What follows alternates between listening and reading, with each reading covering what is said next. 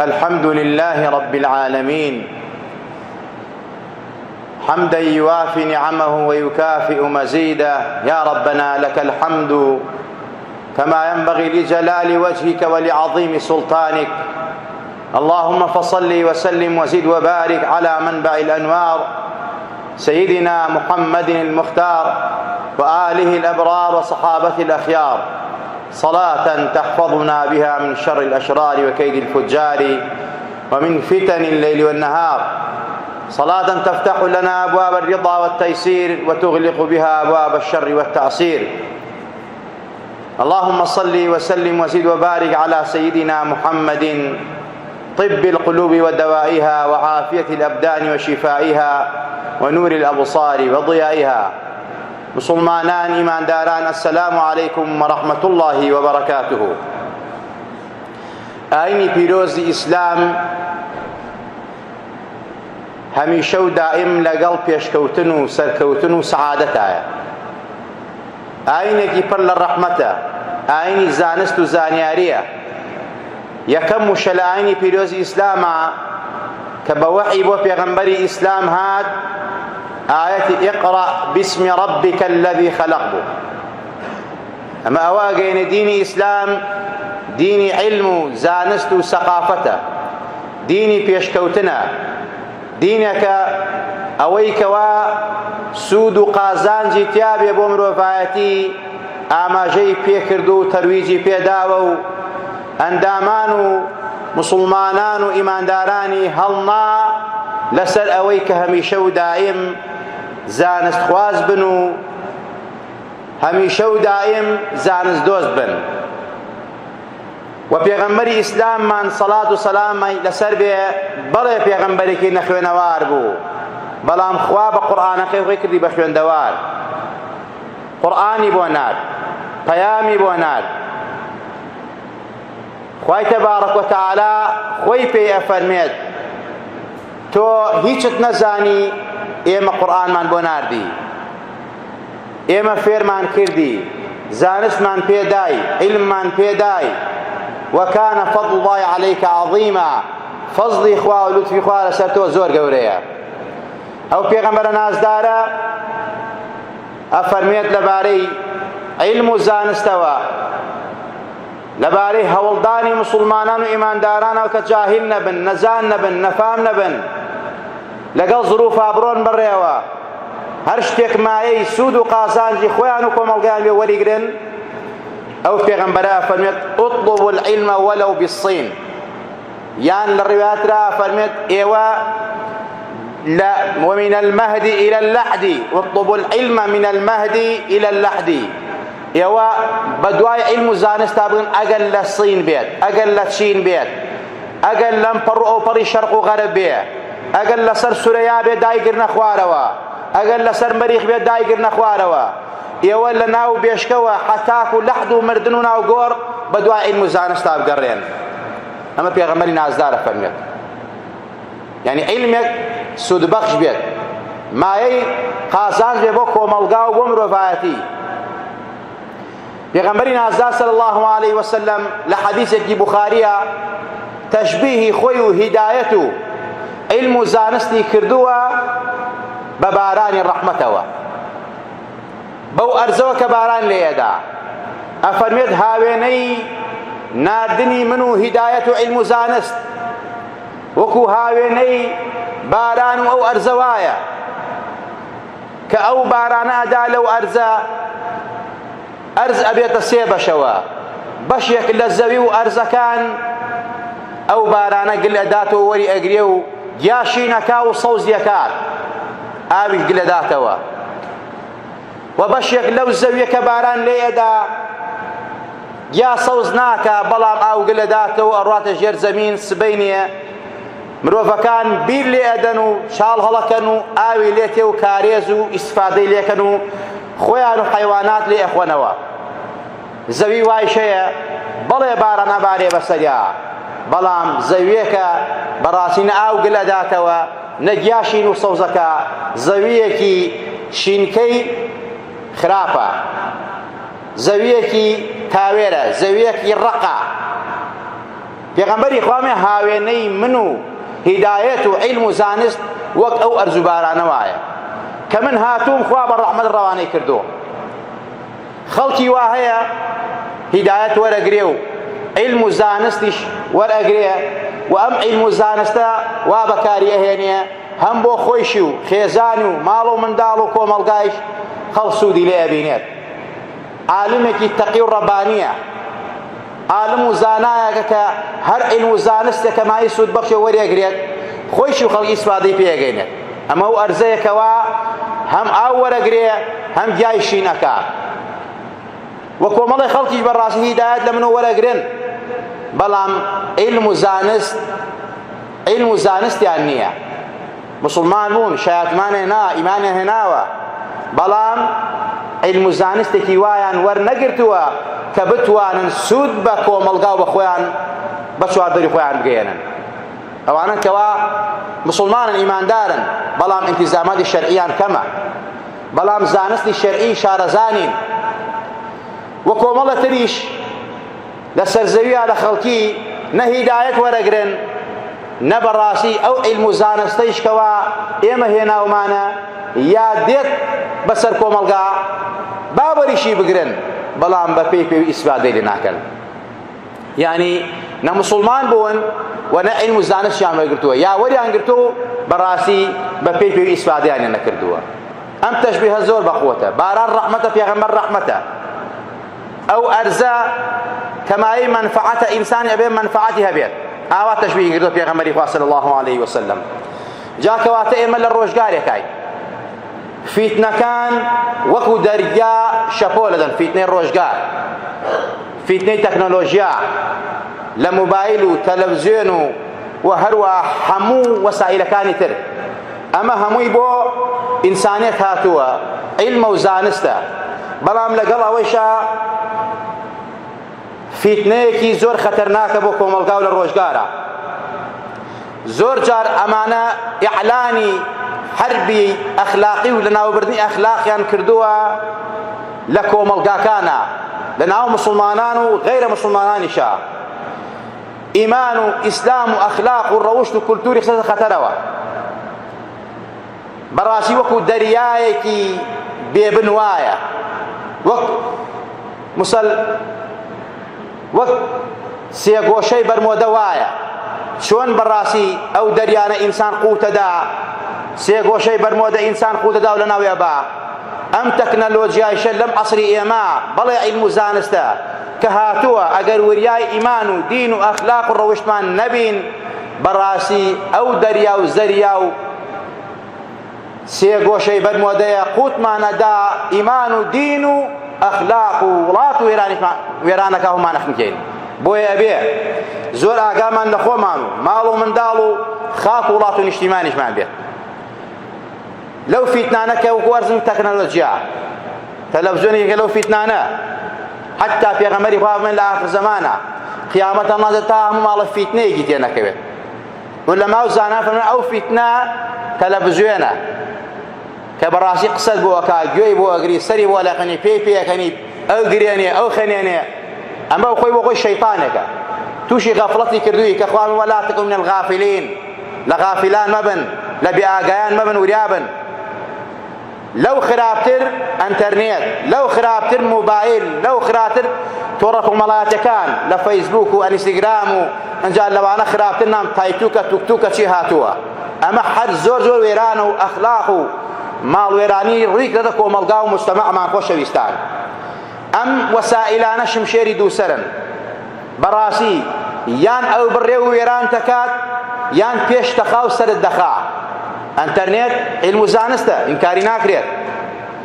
بەڕاستی سوودی تایە، قازانجی تایە، عیلم و زانستی تایە لە فیزیا، لە بیرکاری، لە کیمیا، لە ریاضیات، لە فەلەکیات، لە مەسەلە علومی شەرعی، لە مەسئلەی مێژووی نەتەوەکان، ئەنواع زانستی تایە، زانستی تەکنەلۆژیای تایە، فێربوونی تایە، تەعلیمی تایە. ئەمە جانیبی ئیسفادەکەی. ئەگەر تۆ ئاوا بەکاری بێنی و سوودی لێ بکەی و بەحسی پێ بکەی، بەڕاستی ئەبی بە عالم، ئەبی بە زانا، ئەبی بە دۆستی خۆت و کۆمەڵگایش. بەڵام لە 80 بۆ 90 دیشی بەڕاستی ئەنتەرنێت و تەلەڤیزیۆن و ئەمسالەکانی و تۆڕە کۆمەڵاتەکان ئەخلاق و نەرێت و کولتور و ئیمان و دینی خەڵکی سەدە ژێر خەتەرەوە. ئەبێ ئاگامان لە خۆمان بێت، دەریایەکی بێ بنە خەریکە کۆمەلگامان ئەخیتێنێ بەڕاستی ڕەوشت و ئەخلاقی کۆمەلگا خەریکە نامێنێت خۆشەویستان. دواتر نابێ بەڕاستی زەمی کۆمەڵە شت بکەین، زەمی ئەنتەرنێت بکەین، وەکو ئەرزم شمشێری دووسەرە، وەک سیلاح وایە دیفاعی لە خۆت پێیەکەی، بەرگری لە خۆت پێیەکەی، و هەروەها جاری وایە ئەو سیلاحە خۆتی پێیەکوشی یا کەسی خۆتی پێیەکوشی ڕوویەکە دەخۆت. ئەمانە هەموو ئیجابی سلبیاتی هەیە. بەڵام تۆی مسلمان و ئیماندار بەس لۆمەی نەفسی خۆت کە ئەگەر نەزانی بەکاری بێنی. وەخوا خۆشی ئەفەرمێت وما ظلمناهم ولكن كانوا أنفسهم يظلمون. بەڕاستی ئێمە زوڵمان لێ نەکردن، ئەوە خۆیان زوڵمیان لە خۆیان کرد، ستەمیان لە خۆیان کرد، لە حدودی خوا لایاندا سروری خوایان بەزان، بەگوێی خوا و پێغەمبەریان نەکرد، وازیان لە دین هێنا، پشتیان لە دین کرد، پشتیان لە ئەخلاق کرد، پشتیان لە ئەخلاق و ڕەوشی باو باپیرانی خۆیانان کرد، وازیان لە ڕەوشە جوانەکان هێنا. بەڕاستی بۆیە ئێمەش بەڕاستی لیباسی برسێتی و زەلیلی و خەجاڵەتی و ئەمانەمان کردە بەرگیان، زەلیلی بەردەستی دوژمنمان کردن، زاڵممان زاڵ کرد بەسەریانە، ئەنواع بەڵاو نەخۆشی و وەبا و مصیبەتمان بۆ ناردن. ئەوە زەمی خۆمان بکەین، لۆمەی نەفسی خۆمان بکەین خۆشەویستان، چونکە خۆمان نەمانزانیوە ئەم عیلم و زانستە بەکاربێنین. تەکنۆلۆژیا و ئەنتەرنێت بەڵێ سوود بەخشە، بەڵام چەند سوودی هەیە ئەوەندەیش زەرەری هەیە. ئەڵێن تلیار مادەی هۆشبەر ئەمە خەڵک ئالوودەیەکا و بەڕاستی خەڵک وێرانەکە. هەموو لایەکمان نەزانین ئەوانەی کە تلیاکی و ئالوودەن بە عارەق و بە مشروب و بە تلیاکەوە ماڵی خۆیشیان و کۆمەڵگاشیان وێران کردووە. نە ئەخلاقیان ماوە، نە ڕەوشتیان ماوە، نە دینداریان ماوە، نە ئاگایان لە خۆیان ماوە. بەڕاستی ئێمە وا ناوێنەمەی کە ئەمانە ڤایرۆس و سەرەتانی کۆمەڵگاشن، بەڵام بۆ معلوماتتان کە بە خۆمانمان نەزانیوە. ئەو ئەنتەرنێتەی من و تۆ بەکارهێنین، ئەو تۆڕە کۆمەڵایەتیانەی من و تۆ بەکارهێنین، هەر هەمووی مادەی هۆشبەرە و تلیاکە، هەموومانی ئالوودە کردووە، هەموومانی ئالوودە کردووە. مەلایە، شێخە، مامۆستای مەکتەبە، مامۆستای زانکۆیە، ئوستازە، دکتۆرە، هەمووی موبایلەکەی مەژوڵە. دکتۆرە ڕۆی بۆ لای چرکوچاکێکی بە موبایلەکەی، گەنجە قسەی لەگەڵاکەی خەریکی موبایلەکەیەتی، دوکاندارە بە هەمان شێوە، ئیتر یاری ئەلکترۆنی پێیەکە، فەیسبووکی پێیەکە، نامەی پێنووسێت، چاتی پێیەکە، تعلیقی پێنووسێت. ئەمە هەمووی کارەساتە. یعنی ئێمە نازانین بەکاری بێنین. ئەو نەزانینەش ماڵی وێران کردوین خۆشەویستان، کەواتە بۆ یەڵێن لە تلیاک خراپترە. بەڵام حکومەتەکەمان گەندەڵە و پیسە، چونکە حەزەکە هەموو خەڵق تووشی تلیاک بێ، هەموو خەڵق ئالوودە بێ، هەموو خەڵق سەرگەردان بێ. بۆ ئەوەی بیر لەو نەکەیتەوە ئەو خەریکی دزی و فزی خۆیەتی، خەریکی بەرەڵای خۆیەتی، خەریکی تاوان و مەعسیەتە، خەریکی خیانەتە. کوا گەنج، کوا غیرەت، کوا قووەت؟ ئەوەی کەوا ئەمانەیکەن بەرامبەر بە میلەتە. خەڵق ئاگای لە خۆی نەماوە، خەڵک هەمووی تلیاکیە، خەڵک هەمووی ئالوودە بۆ بە فەیسبووک و ئەنتەرنێت و بە کۆمەڵە شتی ئەنتەرنێتەوە. ئەو تەکتوکە کە هاتووە ئەڵێن بەڕاستی زۆر زۆر خەتەرە، وەکو من خۆ نازانم چی و نەمبیستووە، وەکو بیستم بیستومە. ئەمڕۆم بەیانی مەقالەیەکم خوێندەوە کە گەنجێک باسەیە کە گەنجان چی ئەکەن بەرامبەر بە یەکتری، چۆن جوێن بە یەکتری ئەدەن، چۆن ناموس یەکتری بریندارەکەن، چۆن قسە بە یەکتری ئەڵێن. ئەمە بۆتە سەقافەت، ئەمە بۆتە عیلم، ئەمە بۆتە زانست. کەواتە ئەمە جەهل و نەزانینی میلەتێک دەرەخا کە نەزانێ علم و زانستێک کە هاتۆ بۆ خزمەتی مرۆڤاتی کە چۆن بەکاری بێنێ خۆشەویستان. بەڕاستی شیرازەی خێزانەکان چڕاوە، کوڕان و کچانمان لادان و ئینحرافیان تێکەوتووە، هیچ ئەدەب و ڕێز و حورمەتێکیان نەماوە، نە بۆ خۆیان، نە بۆ باوکو دایکیان، نە بۆ خێزانەکانیان، نە بۆ کۆمەلگا. ئەزانن کوڕ و کچەکانمان نازانن مەرحەبایی خەڵکی بکەن. گەنجە گەنج کە لەبەر زانکۆیە نازانێ سڵاوت لێ بکە، نازانێ وەڵامی سڵامت باتەوە. مە چی وای لێ کردووە؟ ئالوودەبن بە ئەنتەرنێت و بە فەیسبووک و بە تۆڕە کۆمەڵایەتەکانەوە ئاگای لە خۆی نییە مەستە ئالوودە بووە. خۆشەویستان نەفامی و نەزانینێکی زۆر ڕووی کردە میلەت. خەتای یەکەمیش باوکو و دایکە ئەنجا دەسەڵاتی گەندەڵ و پیس و خەسیس هەموو لایەکمان نەزانین. وەکو ئەرزم کردن دەسەڵات حەز دەکا خەڵک هەمووی ئالوودە بێ بۆی کە بیر لەو نەکرێتەوە کە ئەو خەریکی چییە. بەڵام تۆی باوکو و دایک من و تۆ گەنجان ئەبێ بەهۆش خۆمان بینەوە ئاگامان لە خۆمان بێ. بەسە ئالوودە بوون بەم تۆڕە کۆمەڵایەتیانەوە بەشتی بەتاڵ و بە گۆرانی و بە مسەلسەل و بە قسەی بەتاڵ و جوێندان و تەشیرکردن و بوهتانکردن بۆ یەکتری. ئەزانن لەو خەڵکە خەریکی بوهتانکردنە لە ئەنتەرنێتە بۆ یەکتری، خەریکی سەم و غەیبەتی یەکتریە. وازانەوە گوناح نییە، تاوان نییە لە پشتی شاشەیەک و دانیشتی بە ئارەزوو بە خوازرا و جوێن بە خەڵکی ئەدەی ناوی خەڵکە زڕێنی. ئەی خوا ڕەقیب نییە بەسەرتەوە، ئەی خوا ئاگای لێ نییە. ئەبێ ئاگات لەوە بێت اتقوا الله حيثما كنت لە هەر کوێ هەی لە هەر شوێنەکە هەی لە خوا بترسە، خوا ڕەقیبە بەسەرتەوە. لەو ڕۆژە بترسە خوای گەورە هەرچی مووەکانی گیانتە جەواریح و ئەندامەکانتە یێنێتە گۆ و قساکەن شایەتیت لەسەرەدەن لەسەر تاوانن لەسەر خیانەتت لەسەر مەعسیەتت و ئاس نەکەی بڵێ کەس ئاگای لێ نییە خوا ئاگای لێیەتی.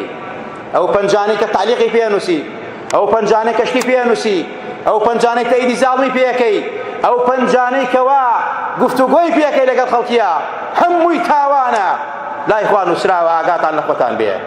زەرەرەکانی تۆڕە کۆمەڵایەتەکان هەموو لایەکمان ئێستا بین بیژمێرین هەزاران زەرەرە ژمێرین. بەڵام لەگەڵ ئەوەشە باوکان و دایکان و خێزانەکان چونکە زۆر بمان هەڵۆشاینەتەوە ئاگامان لە گەنج و کوڕ و کچ و مناڵمان نەماوە. دایکی وا هەیە بەس مناڵەکەی بۆی ژیر بێتەوە ئایپاتەکە مۆبایلەکەی خۆی بۆ کاتەوە ئەتر بۆی خاتە سەر گۆرانی، بۆی خاتە سەر یاری ئەلکترۆنی، بۆی خاتە سەر مەسەلە بەرنامەیەک. مناڵێک 2 ساڵ 3 ساڵ 4 ساڵە ئەزانین مناڵی وا هەیە نازانە قسەی کوردی و دایک بکات، زبانی ئەنتەرنێتی وەرگرتووە، زبانی یاری ئەلکترۆنەکانی وەرگرتووە. باوکو دایکە ئەوە هەل لە ئەساسەوە یەکو چۆن شیری پێدا موبایلیشی پێدا یاری ئەلکترۆنی پێدا فێری ئەمانەی کردووە کەواتە ئەمە خەتەرە بۆ کۆمەلگا. زەرەرەکانی جارێ بۆ جەستە ئەوە قسەی من نییە چونکە من شارەزانیم لە بوارەقس بەڵام قسەی دکتۆرە کە چەندێ زەرەری هەیە. مەسەلە کابرا ئەڵێ عەرەق حرامە، ئەڵێ جگەرە حرامە بۆ چونکە زەرەری هەیە. ئەوەندەی یاری ئەلکترۆنی ئەوەنەی کەوا ئەم تۆڕە کۆمەڵایەتانە زەرەری هەیە بۆ جەستەی ئینسان نە جگەرە و نە عەرەقیەوە نە زەرەری نییە. دکتۆر وایە قسەی من نییە، ئەڵێ بۆ چاوت، بۆ جەستە، بۆ سەرەتانی خوێن، بۆ کەم نەخەوتن، بۆ تێکدان. ئەمە وەکو زەرەری جەستەیی کە ئاماژەی پێکراوە. زەرەری کۆمەڵایەتی و ئەخلاقی وەکو وتمان مادەی هۆشبەر و خەتەرتریشە بۆ تێکدانی خێزانەکان، شیرازەی خێزانەکان، هەڵۆشانەوەی خێزانەکان لە یەکتری. چەند خێزان بەهۆی فەیسبووک هەڵۆشان لێک بەهۆی یاری ئەلکترۆنیەوە. ماوەیە لەمە و پێش لیژنەی فتوا یاری ئەلکترۆنی حرام کرد. ئەمە پۆبژیە تۆبژیە چییە؟ زۆرێک لە نەفام و نەزانەکان جوێندان بە شەرع و بە دین و بە لیژنەی فتوا. لیژنەی فتوا و فتوایدا لەوە دایکە گەشت بە ئەنجامێک کە چەند خێزان پیاوژن کە یاریان کردەوە بە یەکەوە بەینیان تێکچوو تەلاق کەوتە بەینیان. دەیکەی جگەرەوەنە زەرەری هەیە، دەیکەی شتەکانی ترەوەنە زەرەری هەیە کە خێزانێک هەڵۆشێنێتەوە، کۆمەڵی مناڵ ئاوارەکە، ژن و پیاو لە یەک بکات. دوای ئەوە بەهۆی فەیسبووک و چاتەوە چەند خێزان لە یەکتری هەڵۆشاوە، چەند دڵپیسی و خیانەت لە یەکتری دروست بوو بەرامبەر یەکتری. چەندەها نمونە هەیە. ئەگەر تۆ ئۆقیانوسێ لە تاوانەکان یا ئەو کتێبانەی کە باسی باری کۆمەڵایەتی کوردستانەکە بیخوێنەرەوە بزانە چەند خیانەت کراوە لە خیانەتی زەوجی بەرامبەر بە یەکتری. هۆکارەکەی ئینتەرنێت بووە. کچێک ڕسمی خۆی دانێ لە فەیسبووکە، هەزاران کوڕ لایکی بۆ ئەکا و سڵاوی بۆ ئەنێرێ. دواییش یەکی کە ڕادە داوای ئەبینەمە مکوڕە سڵاوی بۆ کردووە یا ڕسمی لایەکەتر هەیە دوایی نایەوێت ئەی خەتاکە خۆت بووە خۆت زوڵم لە خۆت کردووە خۆت عەرز کردووە ڕسمی خۆت دابەزاندووە خەڵک بردوێتی لای خۆی دایناوە خەڵک عاشقت بووە ئیتر مەڵێ خەڵک تاوانبارە و خەڵک خیانەتکارە بەڵێ خەڵک نازانێ بەکاری بێنێ بەڵام تۆ بۆ ڕسمی خۆت دان یا کابرا ڕسمی خۆی خێزانی دانێ ڕسمی کچەکانی دانێ عەیب و شوورەیی عەرزیانەکە تاوانێک گەورەیە کە سبەینێک کە سیعرت لێکرا جادوت لێکرا بۆ معلوماتان زۆرێک لە جادوگەرەکان ئەو ڕسمانە ئەجن سعری پێەکەن خێزانەکانی پێڵاوشێننەوە کاتێکەوە کەسێک بەرامبەری ناموست قسەی کرد ناتوانێت قسە بکەیت تۆ چونکە خۆت ڕسمەکەت عەرز کردووە تۆ خێزانی خۆتە جوانی با بۆ خۆت بێ بۆچی ئەو خەڵکە ببینەوە ماشەڵڵا لێ بکات نەزەری حرامی لێ بکات بۆچی ئەو خەڵکە لای خۆی گیری دا خۆش تو خەڵکیش توش تاوانە بی واللهی من خێزانێک هاتن بۆ لام وتیان مامۆستاگیان فریامان کەوە مواقعیە بۆ لای خۆمان ئالە ماڵی خۆمان فریامان کەوە مامۆستاگیان وتم چییە؟ وتی ئێمە خێزانێکین کچەکەمان بەهۆی فەیسبووک و نامەناردنەوە نزیکی 40-50 وەرەق قەرزار بووە ئیسا ئەڵێن ئەگەر نەمان دەیتێ واواکەین و ڕسمەکان بڵاوەکەین و چی بڵاوەکەینەوەمانە ژن بێ و مناڵی بێ و خیانەت مێردەکەی بکات بەهۆی چیوە فەیسبووکەوە ئەمە واقع من بۆ لای خۆم هاتم چی بکەین چار مەڵای جا ئافرەتێکەوە نەکبەت و بەدبەخت بێ و خیانەت لە مێردەکەی بکە بەڕاستی ئەمە هەر کابرا زوڵمە لای پیاوێکی داماوی فەقیر وەژاردمێنێتەوە کە مناڵی ماچکە وازانێ مناڵی خۆیەتی خوا نەخواستە یعنی ئەمە کارەساتە کە وڵات ئاوای لێ هاتووە دکتۆر کەریم خەرەستانی پیاوێکی خوێنەوار پیاوێکی عالم پیاوێکی دڵسۆز و بخاک وڵات و نیشتیمانە بەڵام خەڵکێکی نەفام و نەسان ڕێزی لە ناگرن حورمەتی لە ناگرن ئەو پیاوە بێت دەرزی کۆمەڵایەتی پێ بوترێتەوە بۆ خەڵک گوێی لێ بگرێ شارەزایە دڵسۆزی وڵاتەیە بەڵام بەداخەوە دەسەڵاتی گەندەڵ نایەوێت گوێی لێ ناگرێت ئاگادارە کە ئەم وڵاتە چی بەسەر هاتووە کە گوێی لێ ئەگری ئینسان بەڕادی سەر سپیەکات ئینسان دڵی ژانەکات دڵی خەریکات دەکێت کە ئەم وڵات و میلەتە ئەخلاقی کوڕ و گەنجمان چی لێ هاتووە خۆشەویستان کەواتە پێویستە ئاگامان لەوە بێ باوکو دایکان چۆن مناڵەکان و ئەنتەرنێت بەکارێنن کچەکەت گەورە ئەبێ زانکۆ تەواگە نازانێت کە ڕۆنێ دروستکە ڕسمێکی خۆشی و باوکی دانەیە دایکی ئەڵێ ها باوکەی گیان و دایکە گیان خوا خەجاڵەت دەکا بۆ ڕاست وەڵی نە ڕێز لە دایک تەگری نە ڕێز لە باوک تەگری دایکە کردەوە بە خزمەکار باوک کردەوە بە خزمەکار هەمووی درۆ دەلەسە باوکان و دایکان تاوانبارن لەمە جمعەی ڕابردووی ئاماژەم پێ کرد والله مەسئولن والله لە قیامەتە ئەو مناڵانە هێقەتانەگرن ئێمە ئەمانەت پێوە بووین بۆ واتان پێکردین بۆ سەرگەردانتان کردین بۆ هێشتان وا بکەینە کەواتە تۆی باوک و دایک مەسئولی خێزانەکان هەڵوەشاوەتەوە خۆشەویستانەیەکری واللهی لە شارێکی لەم شارانەی کوردستانە ئافرەتێکی بێوەژن کە 6-7 منداڵ بە نەداری و بێوەژنی و فەقیری و هەژاری بەخێو بکە ئێستا وەکو ئێمە ئاگاداری حاڵ و باری تەندروستین مناڵەکانی پیان وتووە کە چوونەتە حاڵ و ماڵی خۆیان ئیتر ئێمە تۆمان ناوێت تۆ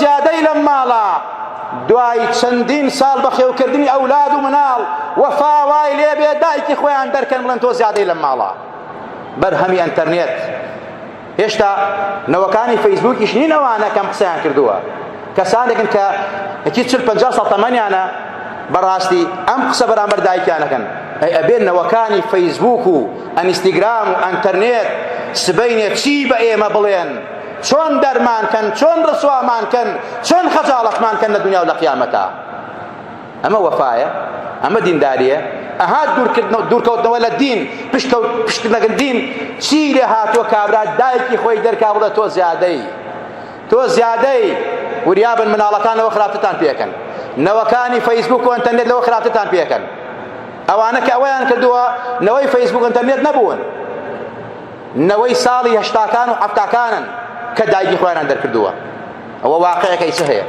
ڕۆژێک گەنجێک لەگەڵ خێزانەکەیە ژنێکیان خستۆ ناو ئەم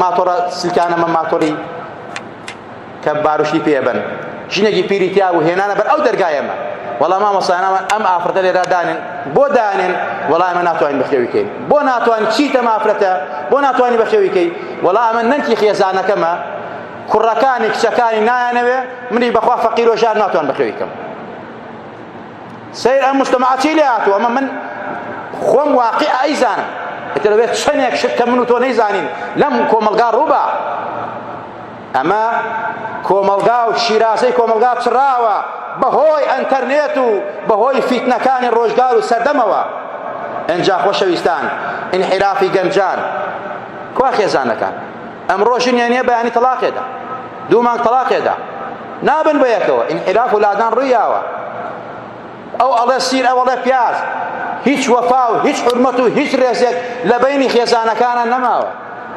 خواشن هينان وشن هاوردنو كزدانه بشو لسر اساس ايمان دين اخلاقه لسر اساس زانكو باركو انترنت وفيسبوك او شلون دوزيتو شاتكم نقلاك ردوزيمو دوي ما يشتري الله ما اطلاق يدي اي خزالات بن وقتانو بو خوتانو شن هينان وزواجشتان او باكو دايقش خجالت بكان بس بدروسك هذا راسي مكارساته انحرافات يزور لا لكم القا برو تي شيء طلاق لك شيء نكاح زورت لكم القا منتوا نماني اجتماع بروري قوماتي قوم دوستي انتماء قومي كوا هيش هو قوماتنا معه كابرا مامي خوي بينا مرحبا هناك بوري خوي بينا مرحبا هناك اسلوبنا ما اخلاقنا ما وكو وحشي لي هذا دول الرجال بتاع كواتا خوشويستان انتماء كابرا وفاي بو باوكو دايتي نبي وفاي بو اجتماع شو نبي وفاي بو قومك خوي شو نبي وفاي بو اولاتت شو نبي كوا كرداكي قوماتي بلا ام قندل كارانا ويان كردو خو انتماء قوماتي نمينت بلا ام شن ام ظلمي ام ظالمانا اوي كردوها دوقات وسيقات انترنت وفيسبوك وتوركو ملاذ كان خيزاني هلوش انتماء قومي ني الله كخلق خاف ولادي خوش نبي ام ولات اخويا ام قندلانا نيه هي منو تويا هي نوي منو تويا امانه ارون تواوبا كوا فراعينا كان ولاد امر بريوا كوا حجاجي كري يوسف كوا امثالي حجاجي كري يوسف هلا عراق ابون لو ولاتاني ترى همو يان روشتن اماني شرون وكيرون او 20 سال يتمنان بو 6 سال يتمنان بو قسم بخوارنا زبلداني ميشوا خلق غير نفرت ولا نشتري ناكل او انك توزي خلق بلام ام خاكت خوش بيه ام ولات خوش بيه بلام فيسبوك وانترنت وتوريكم ملاتي همو ماني قالوا ذكردوا خر اصلا دصوصي بو خاك ولات الاجتماع وقوماتش نماوا نماني زانو زانياري كوا همو زانو ثقافتي جنجاني اما بوت فيسبوك وانستغرام